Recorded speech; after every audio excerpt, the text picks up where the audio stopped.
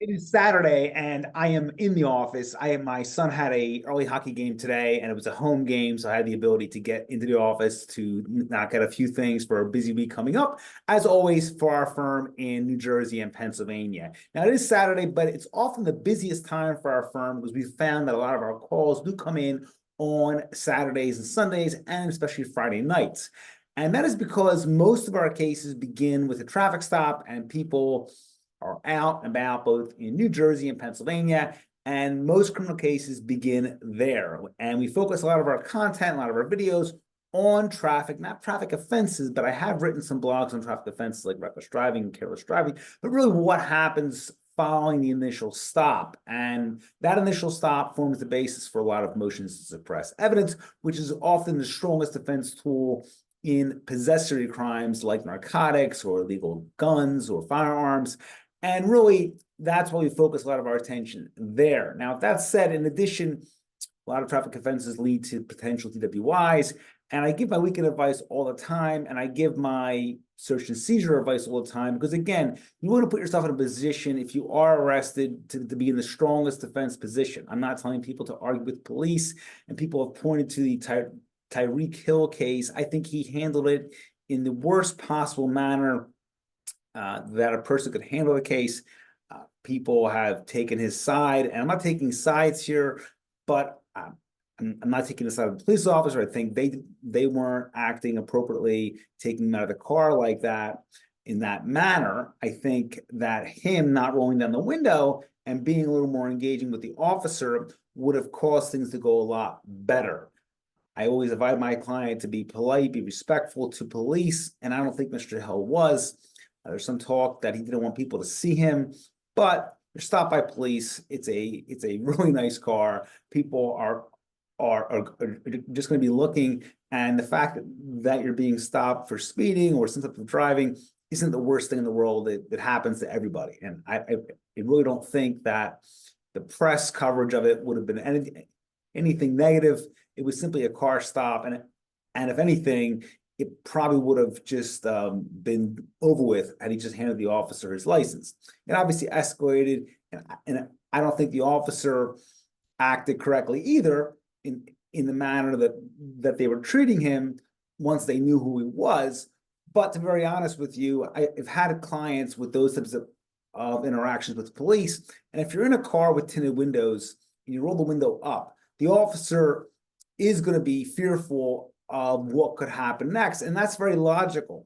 Traffic stops are often the most serious types of incidents for officers. And unfortunately, many have been seriously injured or even killed in traffic stops. So when he rolled the window up and it was a tinted window, the officer had every right to investigate further, tap on the window, ask him to step out of the car. Once they identified who he was, though, and they realized that their safety wasn't at risk, I think that they could have gone a lot better with in terms of how that interaction went. But my initial advice to Mr. Hill, if he was my client, is that he should have given his license, registration. That would have been it. I give the advice to my own clients. Officer stops you, license, registration, proof of insurance, and follow the officer's commands. The officer asks you to step out of the car, but do not consent to the search of your person or your property. If the officer wants to search anyway, don't get in their way, don't argue, but at least preserve your constitutional rights. I'm not telling people to make a constitutional argument at that point, that's for your lawyer, but make it clear that you're not giving consent to search your person or your property, and simply give the officer your information. Don't give any information, even if they ask about where you're going, where you've been, or what you've drank or consumed that particular day. They don't need to know that, and you're not obligated to give the information. Give it in a respectful fashion, but again, they are not obligated well, you're not obligated to give the information, license, registration, proof of insurance, and that is it. If the officer is going to arrest you, let him or her arrest you, and then have your attorney fight the case in court. You don't fight with the officer. You don't engage with the officer. That will just lead to additional charges, possibly things like aggravated assault of a police officer, resisting arrest, or a whole host of charges that could make the case a lot more involved than it needs to be. If you are asked to take a chemical test, whether it be a blood test or a breathalyzer test, I always tell people to take the test. Do not refuse the test. If you ever have a criminal case, we can do a lot of things with regard to DWIs, but once you refuse the test, regardless of what happens in criminal court, the state can and will suspend your license for the simple fact that you refuse. That's an administrative sanction the state can enforce.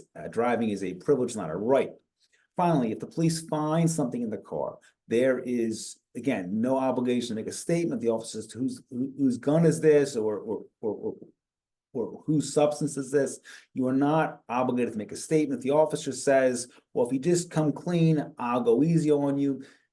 To be respectful to the officer, they don't have that kind of authority. That lies with the prosecutor's office. And as police officers, as prosecutors for a state with a Commonwealth, like in the case of Pennsylvania, if they see a crime, they have to arrest you for it.